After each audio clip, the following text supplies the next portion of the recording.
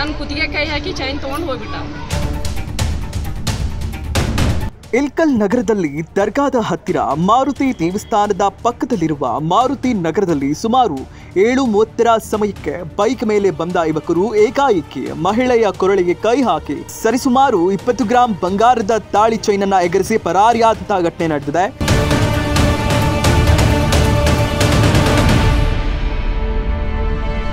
ನಗರದ ಬಸಮ್ಮ ಕರ್ಲಿ ಎಂಬುವರು ಅಂಗಡಿಯನ್ನು ಬಂದ್ ಮಾಡಿ ಮನೆಗೆ ತೆರಳುವಾಗ ಈ ಘಟನೆ ನಡೆದಿದ್ದು. ಒಂದೇ ಒಂದು ಸೆಕೆಂಡ್ನಲ್ಲಿ ಚೈನ್ ಎಗುರಿಸಿ ಹೋಗಿದ್ದಾನೆ ಈ ಕಳ್ಳ. ಸ್ಥಳಕ್ಕೆ ನಗರ ಪೊಲೀಸ್ ಠಾಣಾ PSI ಶಹಜಾನ್ ನಾಯಕ ಭೇಟಿ ನೀಡಿ ಪರಿಶೀಲನೆ ನಡೆಸಿದ್ದು ಕಳ್ಳರನ್ನ ಬಂಧಿಸುವ ಭರವಸೆ ನೀಡಿದ್ದಾರೆ. ಚೈನ್ ಕಳೆದುಕೊಂಡಿರುವ ಬಸಮ್ಮ ಕರ್ಲಿ ಮಾತನಾಡಿದ್ದು ಹೀಗೆ. ಇವತ್ತು ಸಂಜೆ ಸುಮಾರು 7:30 ಗಂಟೆಗೆ ನಾನು ನಮ್ದು ಆಟೋಮೊಬೈಲ್ ಶಾಪನ್ನು ಕ್ಲೋಸ್ ಮಾಡ್ಕೊಂಡ್ಬಿಟ್ಟು ನಾನು ಮನೆಗೆ ಹೋಗ್ತಾ ಇದ್ದೆ. ಆಮೇಲೆ ನಾನು ಹೊರಗಡೆನೂ ಹೋಗ್ತಾ ಇಲ್ಲ, ಓಣಿಯಲ್ಲೇ ಹೋಗ್ತಾ ಇದ್ದೀನಿ. ಈ ಥರ ಹೆಣ್ಮಕ್ಳು ಒಬ್ರೊಬ್ಬರಾಗಿ ಓಣಿಯಲ್ಲಿ ಅಡ್ಡಾಡಿದ್ದು 2ನೇ ಸಲ ಅಂತ ಆಗಿರೋದು. ನನಗೂ ಗೊತ್ತಿಲ್ಲ, ಇದು ಫಸ್ಟ್ ಅನುಭವ ನನಗೂ ಕೂಡ. ನಾನು ಸುಮ್ಮನೆ ನನ್ನ ಪಡೆಗೆ ನಾನು ಹೋಗ್ತಾ ಇದ್ದೆ. ಅವನು ಈ ಕಡೆ ನಾನು ಎದುರುಗಡೆ ಬಂದುಬಿಟ್ಟು ಫುಲ್ ಪ್ಯಾಕ್ ಆಗಿದ್ದಾನೆ.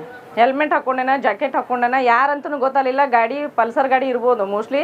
ನಾನು ಭಯಂಕರ ಗಾಬರಿ ಆದ್ನೆಲ್ಲ. ನಾನು ಕುತ್ತಿಗೆ ಕೈ ಹಾಕಿ ಚೈನ್ ತೊಗೊಂಡು ಹೋಗ್ಬಿಟ್ಟ ಅವನು. ಅದಕ್ಕೆ ದಯವಿಟ್ಟು ಪೊಲೀಸ್ ಇಲಾಖೆಯವರಾಯ್ತು, ಮಾಧ್ಯಮದವರಾಯ್ತು, ಯಾಕಂದ್ರೆ ನಿಮಗೆ ಗೊತ್ತಿರುತ್ತೆ ಎಲ್ಲೆಲ್ಲಿ ಏನೇನಾಗೈತೆ ಅನ್ನೋದು. ಅವರು ಅಂಥವ್ರನ್ನೆಲ್ಲ ಬಂಗಾರ ಮುಖ್ಯ ಅಲ್ಲ, ಮನುಷ್ಯನ ಜೀವಕ್ಕೆ ಅಪಾಯ ಆಗಬಾರ್ದು. ಅದಕ್ಕೋಸ್ಕರ ನೀವೇನೈತಿ ಸ್ವಲ್ಪ ಎಲ್ಲ ಕಡೆಯೂ ಇದನ್ನು ವಿಡಿಯೋ ವೈರಲ್ ಮಾಡಿ ಹೆಣ್ಮಕ್ಳಿಗೆ ಸ್ವಲ್ಪ ಜಾಗೃತಿಯಿಂದ ಹೇಳ್ಬೇಕಂತೇಳಿ ನಾನು ವಿನಂತಿಸ್ಕೊಳ್ತೇನೆ. ಸುಮಾರು 1.5 ತೊಲೆ ಇರ್ಬೋದು ಅಂದಾಜು. ಯಾವ ಸ್ಪಾಟ್ ಎಲ್ಲಿಂದ? ಇದು ಮಾರುತಿ ನಗರ, ಇವರು ಪೂಜಾರಿ ಹಾಸ್ಪಿಟಲ್ ಪಕ್ಕದಲ್ಲಿ. ನಾನು ಡೈಲಿ ಇದೇ ಓಣಿಯಲ್ಲೇ ಇದೇ ರೂಟಿಗೆ ಅಡ್ಡಾಡ್ತೀನಿ. ಇದು ಮಾರುತಿ ನಗರ ಅಂತಾರೆ.